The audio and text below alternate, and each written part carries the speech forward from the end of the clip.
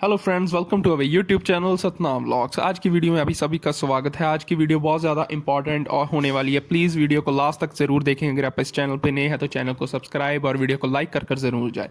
सबसे पहले आप सभी को कांग्रेचुलेशन, ऑस्ट्रेलिया ने 19 मिलियन से अबव वैक्सीनेशन कर चुके हैं और ये फुली वैक्सीनेट 34.4% हो चुके हैं और फर्स्ट डोज 58% हो चुकी है। आज की वीडियो बहुत ज़्यादा इंपॉर्टेंट रहने वाली है। आज की वीडियो में हम सबसे पहले बात करेंगे जो न्यू साउथ वेल्स की प्रीमियर है, उन्होंने 70% टारगेट को अचीव करने के लिए क्या बातें बोली हैं और 80% इंटरनेशनल बॉर्डर्स को खोलने के लिए क्या बोला है, उसके बारे में बात करेंगे। उसके बाद जो वहाँ के फेडरल मिनिस्टर जॉश फ्राइडनबर्ग है, उन्होंने फिर से रोड मैप और इकोनॉमी डाउन होने के लिए क्या क्या बोला है, उसके बारे में बात करेंगे। आप जिसका ज़्यादा टाइम वेस्ट ना करते हुए हम शुरू करते हैं आज की वीडियो। आज की वीडियो की सबसे पहली खबर और सबसे गुड न्यूज़, जो ऑस्ट्रेलिया की न्यू साउथ वेल प्रीमियर है, उन्होंने क्या बोला है। My message is very strongly during September will be to everybody get ready. Premier Gladys says New South Wales is on track to hit the 70% vaccination target in mid-October and that international travel could be on the cards at 80%। उन्होंने बोला है कि हमें जल्दी से जल्दी इस mid अक्टूबर तक 70% जो टारगेट है वो अचीव करना है, जो कि वो 80% की तरफ मूव कर सके और इंटरनेशनल बॉर्डर्स को खोल सके। मैं एक छोटी सी वीडियो क्लिप इनकी प्ले करने वाला हूँ, प्लीज़ उसको देख लीजिएगा।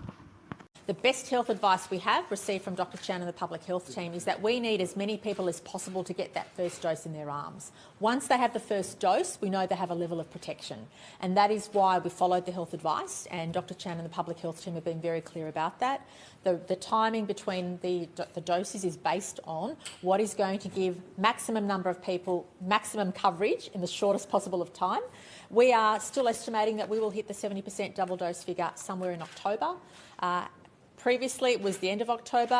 If we keep the current rates of vaccination going, we could hit that in mid-October. So my message very strongly during September will be to everybody, get ready. If you're a business, make sure your employees are vaccinated. If you're a citizen, make sure yourself and your family and loved ones are vaccinated, and your friends, because that is our ticket to freedom. Vaccination is key for us moving forward in terms of getting back to normal.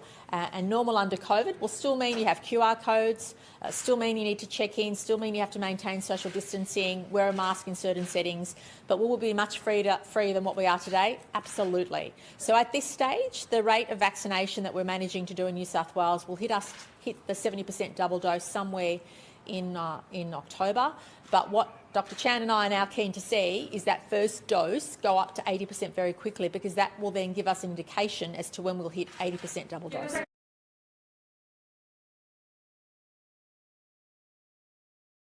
और उसके अलावा आज की दूसरी खबर जो कि federal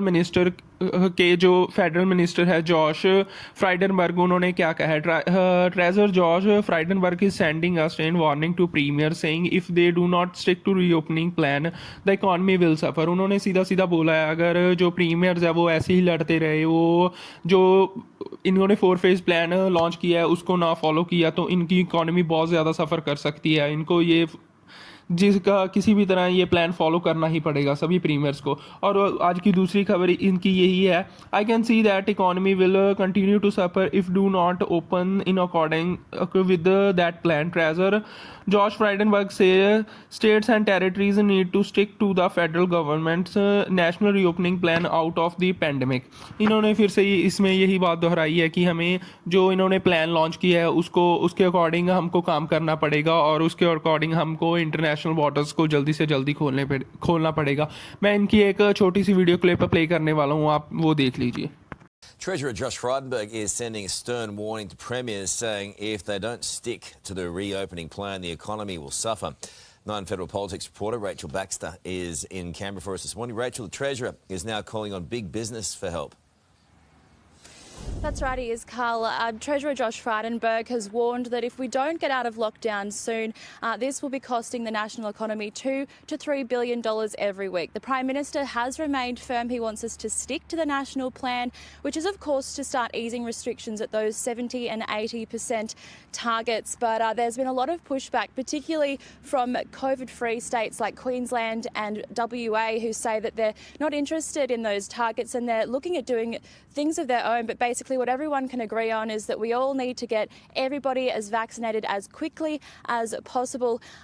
How this will impact the Prime Minister is, of course, another issue today, and a news poll has revealed that the coalition has dipped to its lowest point by 3 points to 36%. So there's certainly some concerns about how this virus will impact going into the federal election, Carl. Rachel, thank you. And the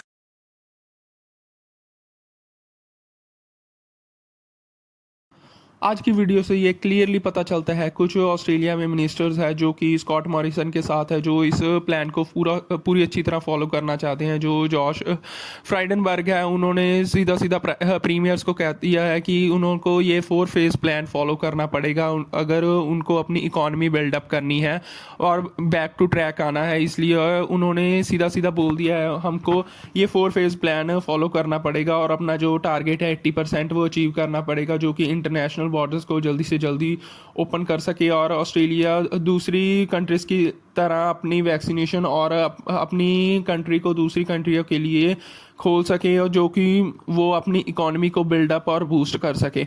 अगर आपको आज की video अच्छी लगी हो तो please video को like और चैनल को सब्सक्राइब कर ज़रूर जाए। Thank you.